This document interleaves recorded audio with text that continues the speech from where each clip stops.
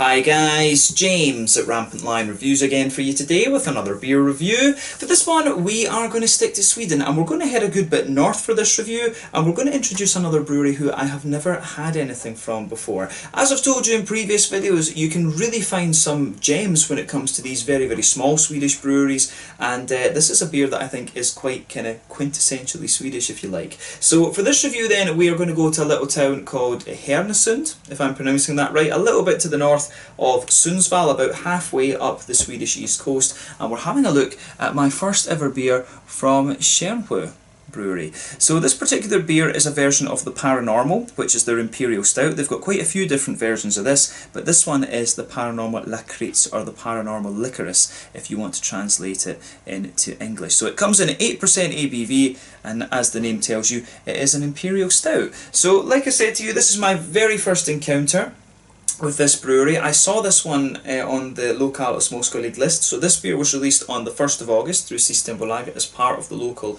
and small releases, and yeah, it just kind of caught my eye because it was another brewery that I hadn't tried anything from before. As I've said in many videos before, you know, the strength of the homebrewing culture in Sweden is ridiculous. There's some very good home brewers out there, and you know, a lot of them are starting to release their beers commercially now. There must be in the region of about 600 breweries in Sweden here these days, and you really can find some gems when it comes to these very small breweries in the middle of nowhere. So yeah, hopefully this turns out to be another one of those, and I hope that you guys enjoy my take on it as well. Always cool to introduce you guys to new and very small Swedish breweries here on the channel. So yeah, let's see how we get on with this one then. So as always with my reviews, I'll tell you a little bit about the brewery before we taste the beer. If you want to get straight to the tasting, just fast forward. All the usual links are in the description below. That's the brewery website, the link to my other reviews that I've done from, or that I will do I should say, from Tjärnsjö Brewery. This is the very first time I'm trying one of their beers. There's all the usual social media down there as well. If you want to see more reviews, do please consider subscribing to the channel. The whole channel of course has a geography based tagging system, so you can go into the home page and search for beer based on country, city, state, county, province, prefecture, whatever it is you're interested in. Do check out the playlists of beers from different countries. There is one there for all the Swedish beers that I've reviewed for you. That's constantly being added to, and as always, please do get in touch and let me know some of the other beers and breweries that you guys would like to see me review. It's always great to hear from you guys that are watching the videos, and the support that you show the channel is hugely appreciated. So anyway, to tell you a little bit about Tjärnsjö Brewery then, on to my brewery notes. So Tjärnsjö Brewery is owned by Fredrik Lundgren. He started the brewery back in August of 2016, but they turned commercial the following year in June of 2017, and it can be found about 10 kilometres to the south of Härnösand, which you'll find to the north of Sundsvall, as I said earlier. But apparently he homebrewed during the 1990s, but he stopped mainly because, you know, so much of his time was taken up by family life. He was also going on a lot of business trips and things like that, and he also brewed wine for a period in the 1980s as well, apparently, but you know, other commitments just kind of meant that he had to give this up. But the first commercial beer that these guys produced was the Hunter's Pale Ale. And apparently he brewed this for a hunting team that just wanted their own beer, and it proved to be very popular. They loved it, and now you can actually get it on tap in the Bishop's Arms in Sundsvall, along with various different bottles that these guys have released. But Fredrik currently runs the brewery as a kind of part-time venture. He says that he runs it full-time in his spare time, but he works mainly with IT, data and communications and things like this. So he's one of the numerous kind of digital dudes at the moment that you're finding in a lot of different industries. But he brews on two very small Kamuri kits that are 80 litres each. And according to Untappd, these guys have produced around 55 different beers as of September 2020, when I'm filming this review for you. So yeah, this one I think should be quite interesting. As I say, this is my very first encounter with this brewery, and I just found them in the local Småskalig. So I wonder if this is one of the very first releases that these guys have done through Systembolaget. I know that you can buy these beers, or some of the beers, in ICA and things like that. I think he's got quite a few different folköl beers that he's selling through ICA in the local area as well. It's quite cool actually that ICA and Coop and things will sell different local beers and things like that. I do wish that they would put the percentage up to maybe about 5% or something like that for beer and stuff in the supermarkets. I think in Finland it is about 5%, so hopefully they can change the laws for Sweden as well with that, because it would be nice to be able to get, you know, the proper Pilsner Urquell and all of these other things, and some local stuff too. But yeah, as I say, my very first encounter with this brewery, as I say, 55 different beers over the space of about, you know, 3 years or so. I think that's pretty impressive actually. You know, so yeah, hopefully we see more of them through Systembolaget, and hopefully I can review a few more of them for you in the future as well. But yeah, that's all I can really tell you about Tjärnsjö Brewery for the moment. I'm kind of surprised that they don't call it, you know, Tjärnsjö Brewery, because I would doubt that at the moment at least they have any beers available outside of Sweden actually. So I wonder why they've kind of gone for Tjärnsjö Brewery rather than Tjärnsjö Brewery, because they have used Lakrits with this as well, which is the Swedish word. That was one thing that kind of struck me when I saw this. But yeah, if you want to learn more, check out the brewery website. You can follow them on Facebook and Instagram, and you can check out the Untappd page, and I don't know if they'll be on Rate Beer and Beer Advocate, but you can check those out anyway, and that will give you more information on all the different beers. But the brewery does have a kind of, it's basically got a list of all the different labels and things there, which is pretty cool. So yeah, pretty much all of the work at this brewery I think is done by hand from what I gather. But yeah, as you can see, the artwork on this one is pretty nice. It reminds me of you know, Ahmed the Dead Terrorist, you know, the thing that Jeff Dunham did. If you haven't seen that, go and Google it actually. Ahmed the Dead Terrorist. Silence, I kill you! Used to do all of that. But yeah, as I say, this is the Lakrits version. There are various different versions of this. I think there was about 4 or 5 with this same label. There were other ones in there that had different ones. But yeah, I quite like that. A skeleton, zombie type thing playing a banjo. I think that's pretty cool. But yeah, you can see the bottle cap on this one. I'm sure I've seen this on quite a few Japanese beers actually. I've seen this bottle cap on a number of the Japanese things that I've reviewed over the years. So I wonder who produces these bottle caps actually. But you can see the label is a kind of sticky one, so it does have that whole kind of homebrewed vibe about it actually. I love this when you go to some of the small breweries and they've just got a really you know, they have got a very, very kind of homebrewedy type feel about them. So yeah, this one should be pretty cool. Like I said to you, this one is an 8% Imperial Stout, and it's brewed with licorice, one of the Swedish 6 parts of the diet, I guess you could say. Swedes have got to have 6 a day, not 5 a day. They're 5 fruits and veg, and then they're 1 licorice, from what I gather. But yeah, let's get this guy out and we'll get on with the tasting. I'm very curious about this. And this is one of the things that's good as well. You can tell this beer has been nicely conditioned, because with some of these ones you can sometimes get a few explosions and things, but this one seems to be pretty good. Bottle conditioned beer, there is a tiny little bit of sediment on this one, but I think we did manage to get most of it into the glass there. But yeah, this one looks good. You can smell the licorice off this already. But yeah, as you can see, and as you would expect from an Imperial Stout, this one has poured a lovely dark kind of ebony rosewood colour. If I put the light through this, it's pretty much black as night. No light really coming through that one. But you can see there's a solid, just under a finger of a frothy, I would say kind of mocha coloured head actually. The head on that is lovely. Lovely smooth, very, very foamy head on this one. But yeah, there's 1 or 2 big bubbles sticking towards the side of the glass. There are 1 or 2 little tiny bits of sediment kind of floating around in this one. But yeah, in terms of appearance, this is exactly what you would expect from an Imperial Stout. There's nothing really surprising about this beer in terms of its appearance. So yeah, let's have a closer look at the aroma then and just see how we get on with this one. Oh, that does actually smell really nice. It's got a really interesting blend there. You can smell it's got there's raw, you know, you can smell the kind of old school black malt in this. It smells lovely. You can smell a little bit of that almost well fired, bitter, bread crusty sort of thing coming out of this beer. It's great. Yeah, this does smell really nice. It smells, to me, this is very, very old school actually.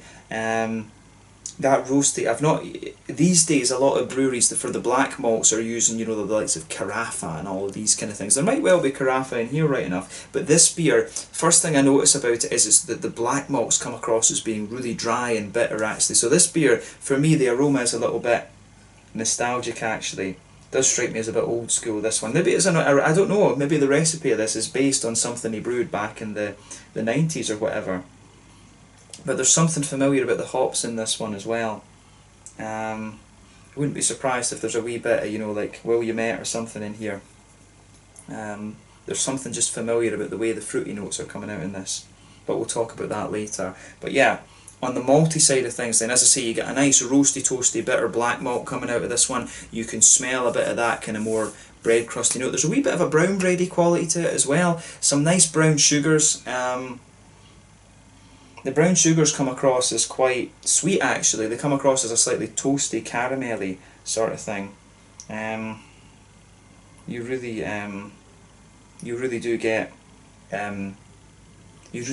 that, some lovely brown sugary notes out of this one. And the licorice, the sort of aniseedy licorice kind of thing that comes out of this, you can smell that just kind of integrating into the whole thing. It's probably the licorice syrup and things that they'll be using in this, rather than actually putting, you know, pieces of licorice candy in it. But the aroma to this is lovely. I really like the aroma on this one. It strikes me, as I say, as being a little bit nostalgic, very, very kind of old school. The one thing we should say about this as well is that 8%, this is by no means the kind of heaviest, this is by no means the heaviest imperial stout that you're going to come across. But it doesn't need to be, as long as it tastes good. Who cares what alcohol it is? That's the main thing. This is lovely.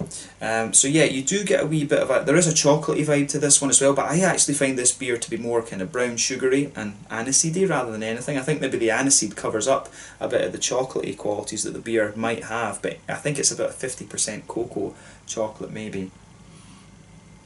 Yeah, sorry, it's not too bitter a chocolate, it's not too kind of milky a chocolate, if that makes sense. It's somewhere in the middle, like 50% cocoa.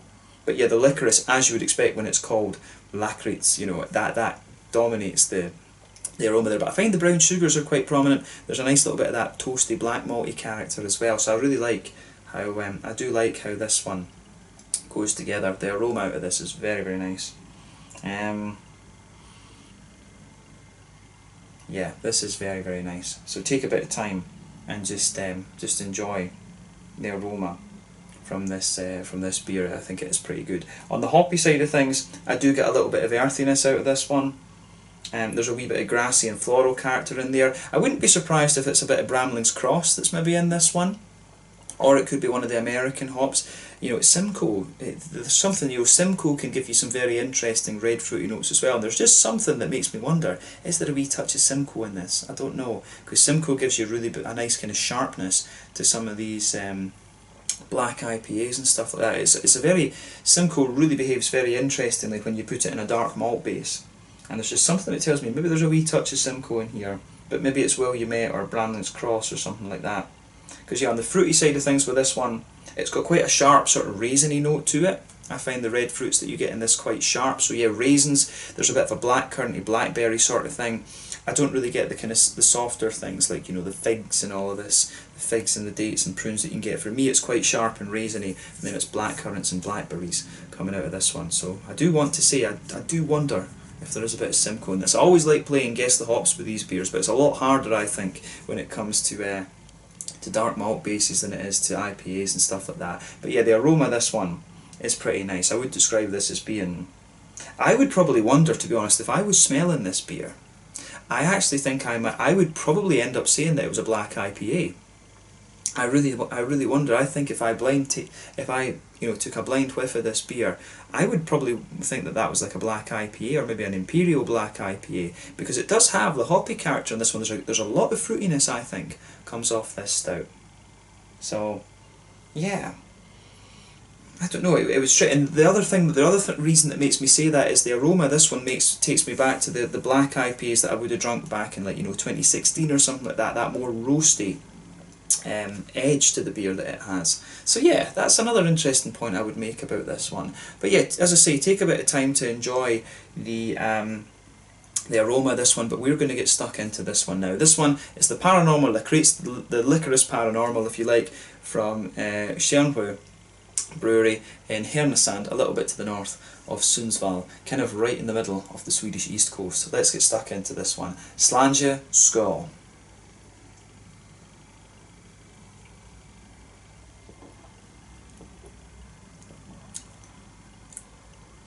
Oh yeah, yeah. On the flavour, definitely an Imperial Stout. Yeah. Yeah, no doubt in my mind about that. It's as I say, it's quite interesting that the aroma does give a wee bit of a black IPA impression, but then again, the black IPA is basically a stout malt base with IPA hops on top of it. But yeah, this is nice. The licorice, you will find the further you go into the aftertaste with this one, the licorice does come out right at the front of the palate and also at the back, and then it's almost like you've got a kind of strip in the middle of your palate where all the other stuff comes out. It's interesting.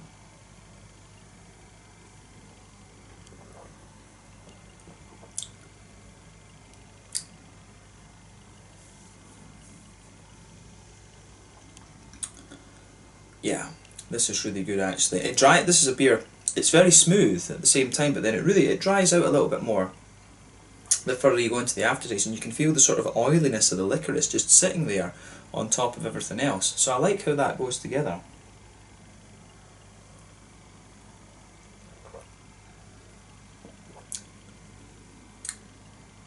Yeah, this one is it's the way everything goes together in this. It's a little bit unusual, but in a good way. It's just got a really different vibe to it, this beer, than some of the other ones that I've had. The licorice flavour in this, beware. If you're not a great fan of licorice, you might want to try one of the different versions of this beer. I have to admit, it would be cool to try the original one as well, and just see what the original base recipe is like, because I think all of the ones that I saw on the website had different things in them. But it'd be cool to try the original beer itself and just see what it's like, because I would say with this one the licorice is very strong actually. But yeah,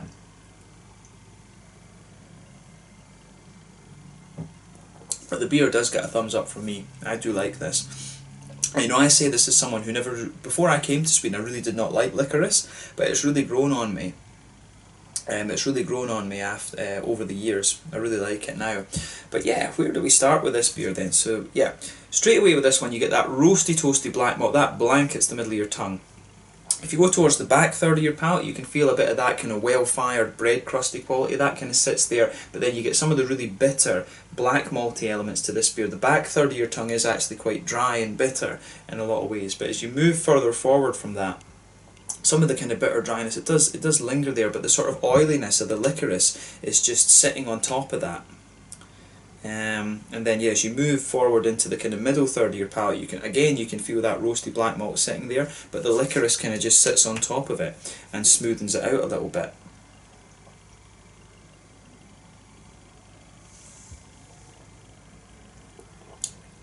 And yeah, when you have the liquid on your tongue, you get the brown sugars, and the brown sugars I think are a lot sweeter in the flavour than they come across in the aroma. They do come across as a bit more toasty in the aroma, but yeah, in the middle of your palate, there, you can feel there is a nice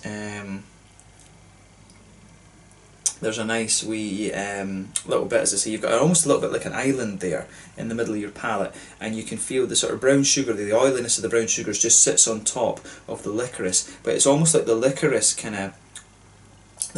to me, in some ways, it almost has a little bit of like an almost menthol type effect. It really, it feels like very, it almost just makes your mouth feel very, very fresh in a lot of ways. It makes the licorice in this one, it really has that kind of fresh mentholy type vibe to it. So you've got that kind of sitting underneath it. You get the oily brown sugars just sitting on top. There's maybe an element of a kind of more milky chocolate in there as well. And then you've got some nice roasty black malts just kind of sitting on the outside of that. So yeah, as I say, roasty black malt underneath in the middle of your palate, then the oiliness of the licorice kind of sits on top of that. It gradually gets a little bit more kind of that mentholy fresh type vibe about it as you go further into the aftertaste. On top of that, you've got a wee kind of oily island type thing of brown sugar, sweet caramelly brown sugar, and in the middle of that there's like a wee bit of a kind of chocolatey quality as well. This one, it's a very straight shooting beer, I have to say this, but I like how it goes together. The licorice in this one, it's very powerful, I would say. I would definitely say that about it.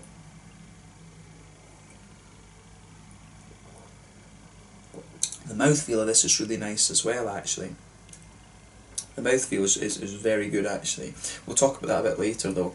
But yeah, I think that's us kind of covered what we need to say about the kind of malty side of the beer. There's a few woody elements come out of it as well. You do get a little bit of woodiness to the beer, just on those, yeah, back, if you go to the front corners of the palate and diagonally back, you will get a few woody vibes to the beer. But yeah, as you move onto the sides of the palate, then the hoppy side of things, back corners of the palate, there's a big dark earthiness to this one, and I think that with the level of earthiness that this beer has, I want to say English hops, because the earthiness just is it's really dark actually, and that builds a good bridge between the roasty black malt character on the back third of your tongue. But yeah, as you move out towards the side of your palate, you've definitely got some of that there. As you move further forward along the sides of the tongue, it's got a little bit of a kind of herbally and floral quality as you reach the front corners of the palate. Then around the very front curve of the tongue, it's just a little bit lighter and grassy, but you can feel that sort of licoricey oil that pushes into the front third of your palate, where you would have all of the kind of fruity elements to the beer as well. So the licorice, as I say, it kind of has its hand in everything a little bit actually.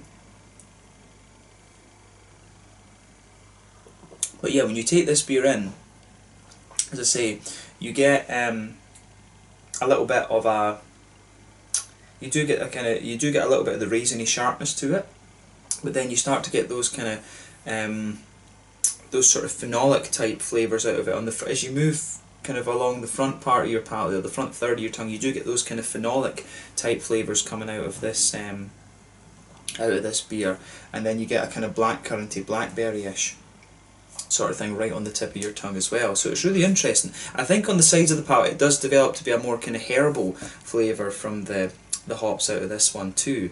But yeah, this is a really quirky beer actually, and I really like it. But I would say to you, if you're not a fan of licorice, you're going to find this beer a little bit overwhelming in that regard. But then the thing is, I think there's very few Swedes, I think, who don't like licorice because they grow up with it. So yeah, for the scale that this one's produced on, I think it'd be very rare to find someone who found the licorice, you know, that they would, you know, that they wouldn't like the sort of licorice element that this beer has. I like it, and as I say, licorice is something that has grown on me. But I really want to try the original version of this. I need to check and see if I can somehow get a hold of the original base beer of this. It would be quite nice, and of course in the next reviews that we do from this brewery I will try to have a look at a few different styles and things. You always want something from the light end and from the dark end of the spectrum, but from what I've seen on the dark end of the spectrum, Fredrik Lundgren, he knows what he's doing. I think we can say that. But yeah, like I said, the mouthfeel of this beer, I think the mouthfeel on this is really, really very nice. It's got a lovely smoothness to it, and it's balanced. There's just an element of oiliness which helps bring out the licorice flavour in this one, as well as some of the sweetness. So I think it's probably fair to say this is one of the kind of thicker, it's one of the thicker sort of lower alcohol imperial stouts that I've come across. I think, yeah, it's fair to say a very smooth mouthfeel, a little bit oily, some nice juicy fruity characters to it as well. But yeah, overall mouthfeel, I'd say this is quite a full-bodied beer, smooth overall, and yeah, very nicely done. In terms of IBUs, I wouldn't be surprised if this one's kind of about the 70-80 IBU mark. It does have a good bit of bitterness to it, particularly at the back of the palate. The malt base does have a good bit of sweetness in the beginning, but then it has that sort of almost mentholy type freshness, if you like, from the licorice. It really has, you get that whole fresh element. Even if you eat licorice, it does give you that. That's the only you know, comparison I can make actually with this one. It really has a kind of fresh vibe to it. And the licorice almost kind of saturates your mouth a little bit. But yeah, on the hoppy side of things, you do have a bit of hoppy bitterness there. The malt base has a degree of sweetness in the beginning, but it dries out a bit later on, and you've got some nice kind of fruity notes coming out of the beer as well. So this is a really, really interesting one. I like how it goes together. So it gets a thumbs up from me. As I say, you can find some really, really interesting beers from the very small brewers like this one in Tjärnsjö. I think they've produced a nice one here. So I do hope I can do a few more reviews from these guys. As I say, I would be targeting the original version of the Paranormal without any of the adjuncts. I think that would be interesting to try. But yeah, we'll see about an IPA or a lager or something like that from these guys for the next review. But you know, as I always do, I'll keep an eye on the Lokales Moskalid and just see what they're releasing. So yeah, maybe they do one of these that's got a really that's got something really interesting in it that I just want to try. So yeah, smoked version of this might be an interesting one as well. I think that could be interesting. A little bit of Rauch malt could be an interesting addition to this beer. But yeah, really, really nice beer, this one. And as I say, very cool to introduce another very small Swedish brewery for you here on the channel. So let's leave it at that. Once again, thank you for watching my beer reviews. Until the next time, please like, subscribe, share, all the usual YouTube stuff. Let me know your own thoughts on this beer in the comment section below. Let me know what your favourite beers are from Tjärnsjö Brewery. We will return to these guys at some point in the fairly near future, but for the meantime, this one was the Paranormal Lakrits, the licorice version of the Paranormal, an Imperial Stout at 8% ABV from Tjärnsjö Brewery just outside of Härnösand, to the north of Sundsvall, in the kind of middle of the Swedish east coast. Thank you again for watching. Check out this brewery if you can, and I'll catch you guys later. Slange, Skull, this one was pretty interesting. Cheers.